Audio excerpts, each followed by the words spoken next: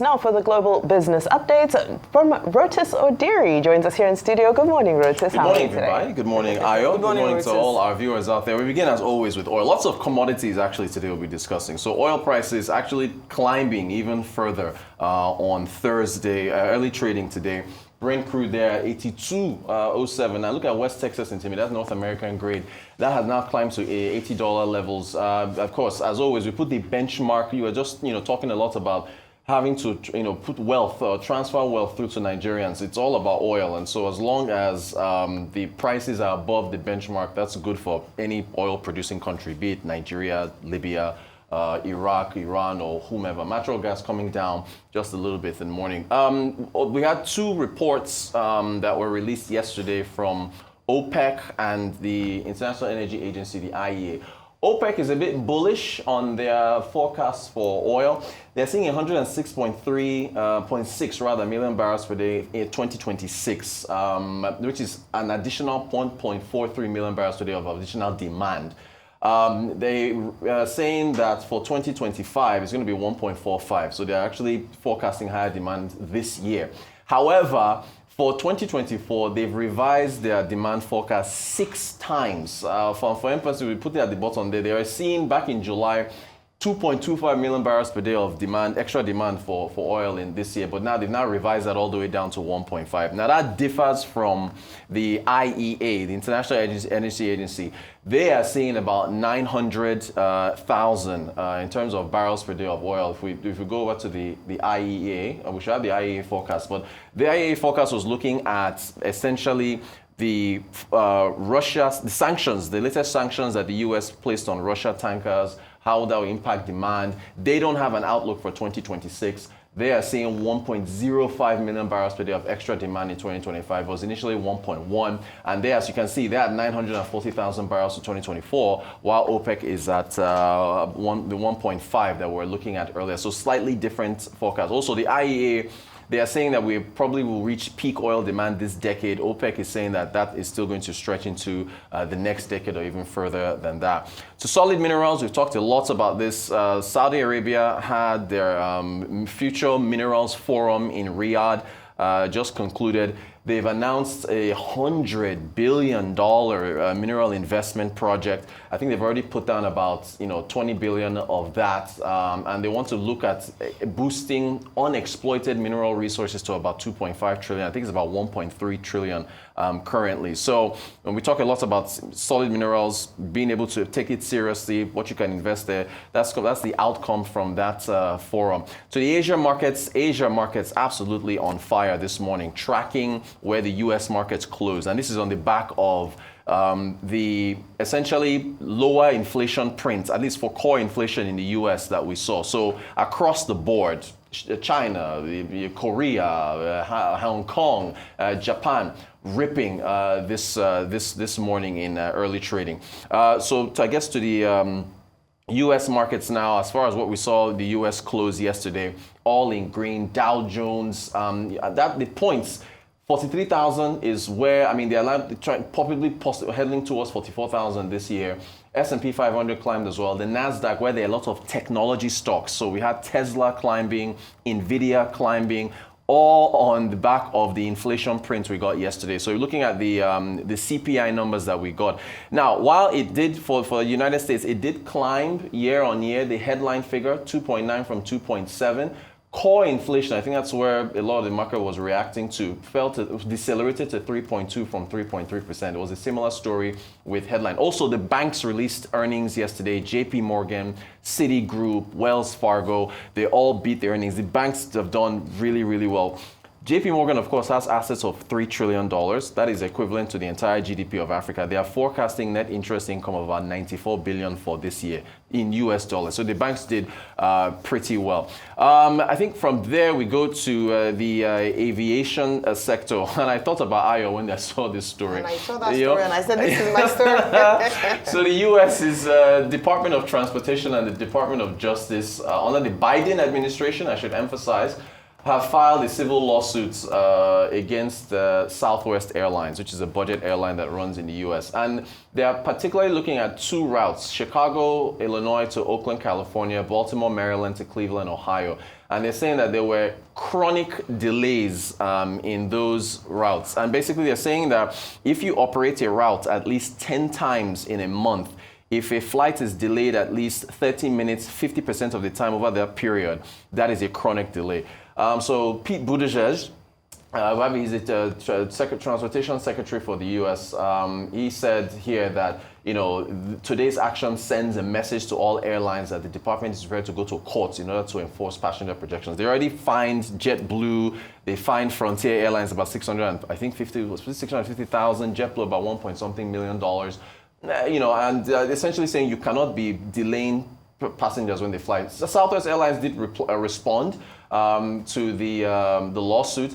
They essentially said that we are disappointed to be sued over two flights that occurred more than 2 years ago. Any claim that these two flights represent an unrealistic schedule is simply not credible when compared to our performance over the past 15 years. In 2024, Southwest led the industry by completing more than 99% of its flights without cancellation. The takeaway here is that there is data from the airlines and the industry on completed flights and routes. So data is very important. I know here in Nigeria, you have to ask if you have data on which flights are completed or not. Finally, you were talking about MBS rebasing GDP and inflation.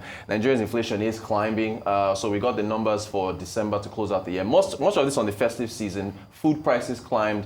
Also energy, and also even so for core inflation, transportation costs as well. So 34.8% year on year from 34.6. That was the headline. However, if you look at the other metrics, food came down slightly, 39.8 from 39.9. You look at core inflation as well, as a similar story. So still, prices, upwards in Nigeria. That's our update for today. All right, okay. First of all, let me talk about Southwest. Of course, I was going to talk about Southwest. Our future Minister of Transportation or Tourism, yeah. Aviation. No, aviation, thank you. Aviation. I'm saying transportation like the US. No, yeah. if there was a Minister of good customer service, I would do that because across board, I think Nigerians deserve to get good service. Yeah. And when the government, and my takeaway from this story is that when the government is serious about protecting the interests of its people, it would make private organizations sit up and take the rights of the people a bit more seriously. It's great to see that the US is taking this on. Even though there are reports that it's under Joe Biden's tenure, we don't know if Donald Trump is going to take this on and continue with regards to the lawsuit. But last year alone, Southwest paid $90 million in food vouchers as a result of delays, to their services. What happens for most of these airlines, and we see the same thing happen in Nigeria, is that we have these low-budget airlines, and in trying to make up with profit, oversell or are a bit overambitious in terms of the sale of their tickets. What then happens, or their routes, is that a slight disruption would cause a delay. So maybe they had good intentions, but any slight disruption, because all their planes are maxed out.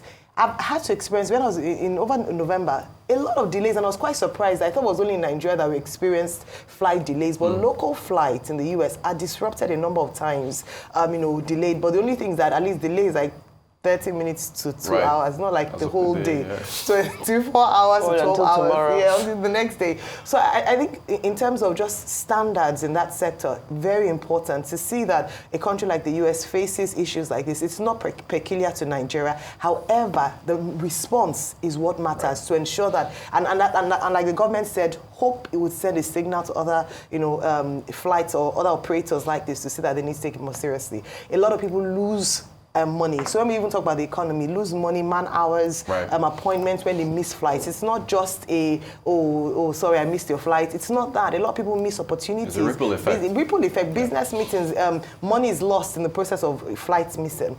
But let me then also about that, raise this up with Isili earlier on with regards to the inflation numbers released by the NBS and the key drivers of inflation, which still remains, as we've been talking about over the year or the last year: food, beverages, energy, price of electricity, fuel, transportation costs. And these two, Rotus, still link back to the two main major reforms by this administration when the president took oath of office on the 29th of May 2023. When are we going to admit, finally, that even though, Yeah. as we've often said, very good, a number of people had said they were going to do that, remove fuel subsidy, float the naira. But the manner in which it was done has plunged Nigerians into the sufferings that we experience today. Right. And unfortunately, it doesn't seem as if we've even gotten it yet. There's still lack of coordination, lack of direction, lack of planning, and it seems like it's a knee-jerk reaction to certain issues. We talked about the waivers that were, that haven't been implemented. So a number of things. So just how bad planning can plunge the people or make the people suffer a bit more. But these are quick wins that can be addressed, which we talked about earlier on. From bad planning to incredible planning in Saudi Arabia. I don't really agree on the bad planning. No, she's saying bad planning. Right. I'm just also using that to segue into my point. No, so wait, Vimba, just real Good quick. move, bad planning. So and the argument is valid, right? Yeah. If Rufai was here, he would be jumping on my neck now. But the thing is that it had to be done. When you come into office but and you time to plan. So the thing execution is everything. True. Yeah. Let me quickly go to this.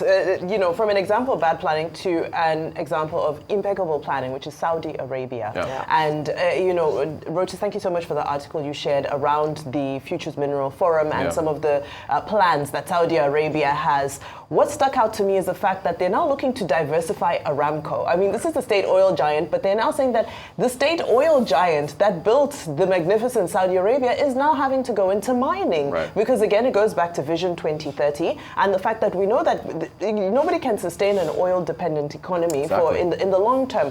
But what really caught my attention is the focus on lithium. Of course, we know lithium is critical when you're looking at renewable energy, electric vehicles, and so forth. And we have lithium here in Nigeria. We have it in Cross River. We have it in, what are the other states? In Kogi, Nasarawa, Ekiti.